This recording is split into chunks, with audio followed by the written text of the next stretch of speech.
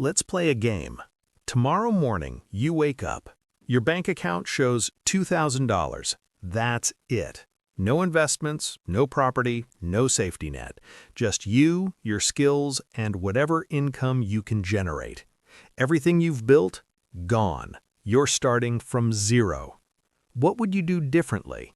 I think about this constantly because honestly, if I could go back knowing what I know now, I'd change almost everything. Not because I did it wrong, but because the game has changed so much in the last 5 years that the old playbook is basically useless.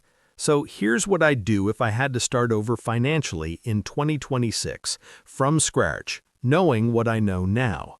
And I'm betting at least half of this will make you rethink what you're doing right now.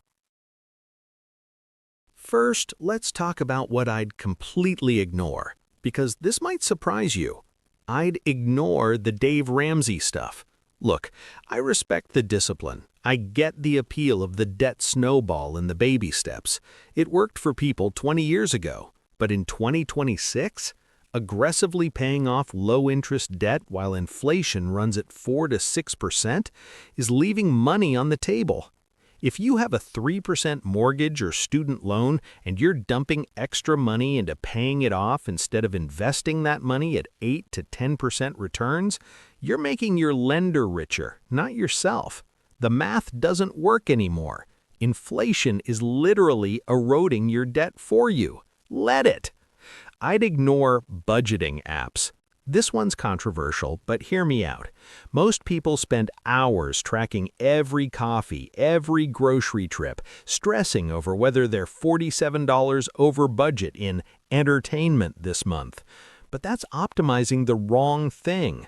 If you make $60,000 a year, you could cut your spending to the bone and maybe save an extra $5,000. Or you could spend those same hours building a side income that brings in $15,000. I'm not saying be reckless. I'm saying don't mistake tracking for building. Budget if it gives you peace of mind, but don't let it become the thing that makes you feel productive while you're actually just treading water. I'd ignore traditional savings goals. Save for 6 months of expenses. Build a $50,000 emergency fund. In 2026, that's not safety, that's opportunity cost.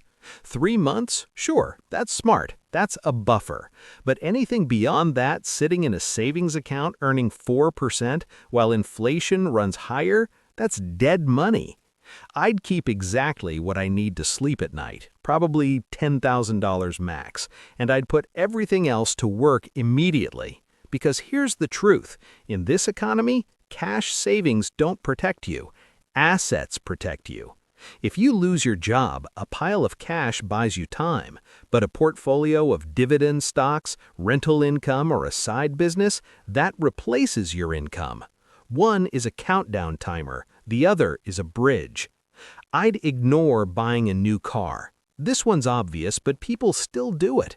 A new car loses 20% of its value the second you drive it off the lot, then another 15% the first year.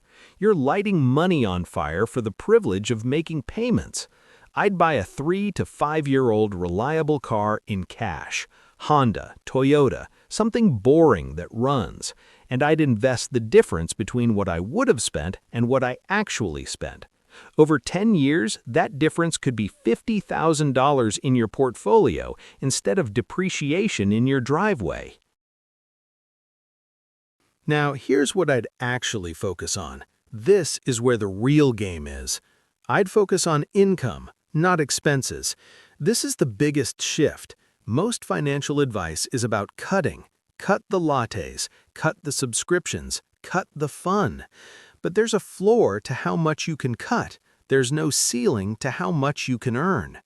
If I'm starting over, I'm spending 80% of my energy figuring out how to make more money and maybe 20% on being smart with what I have. That might mean learning a high-income skill, copywriting, sales, coding, video editing, starting a service business I can run on nights and weekends, freelancing in whatever I'm already good at, building something online that can scale. I'm not waiting to save enough to start investing. I'm increasing my income so I have more to invest every month. Because here's the math. If you save $500 per month, in 10 years at 8% returns, you have about $91,000. If you increase your income by $1,000 per month and invest that extra grand, in 10 years you have $182,000. Double the outcome, same timeline. The game is income, not frugality.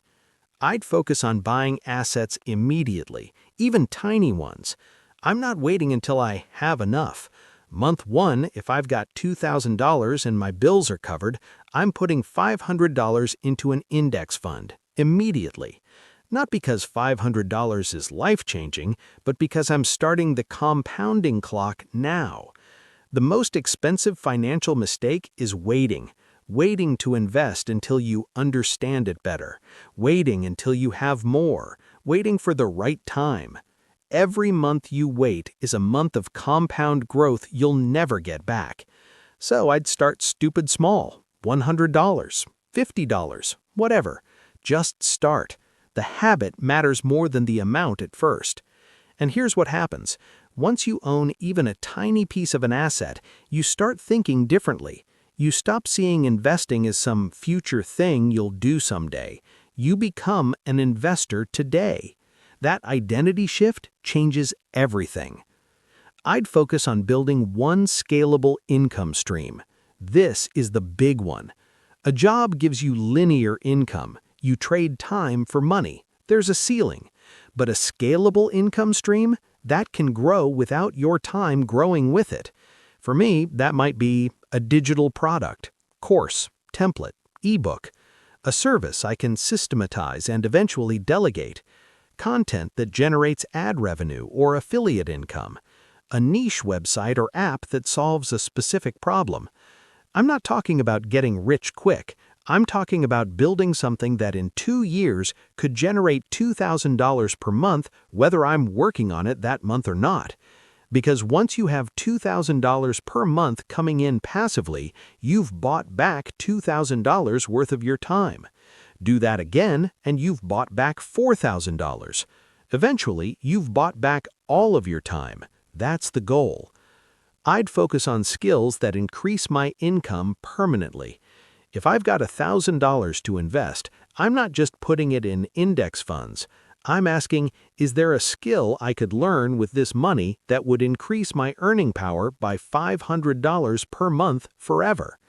Maybe that's a sales training program that makes me better at closing clients, learning Facebook ads so I can freelance or run my own business, a coding boot camp that opens up $80,000 a year jobs, public speaking training that makes me promotable.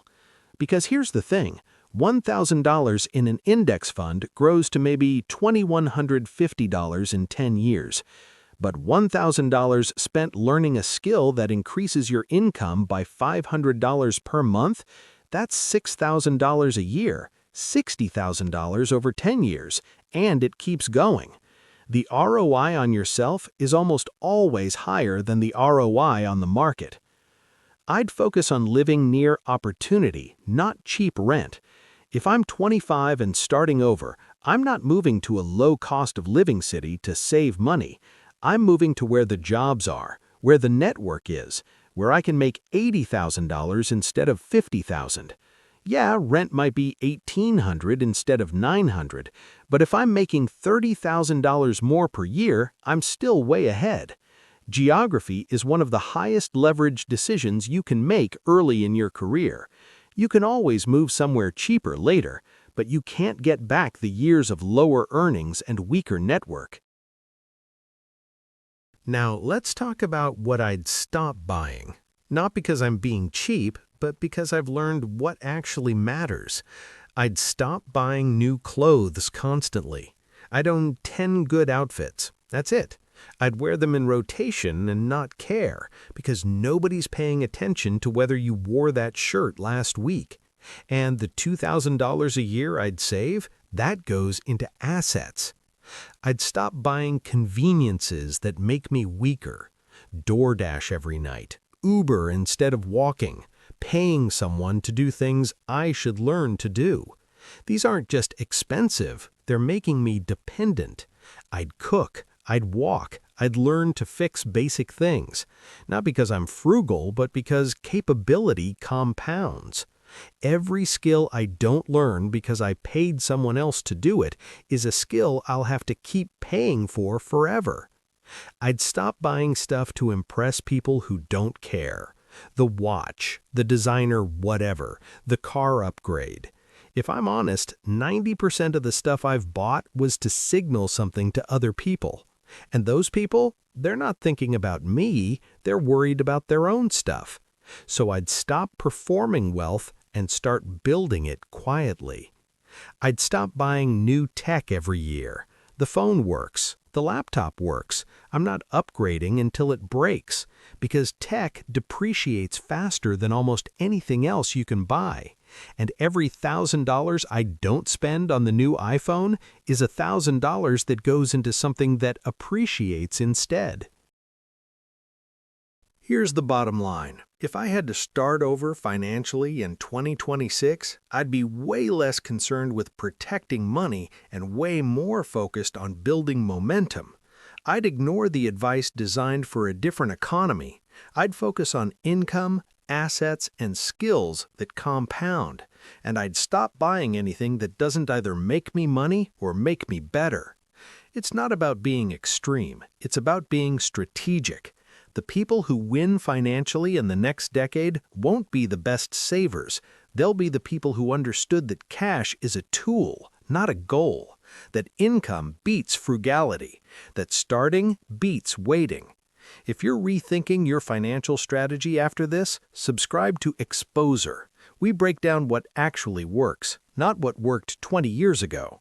I take out time to make new videos every Tuesday and Thursday. You don't need to start over, but you might need to start differently.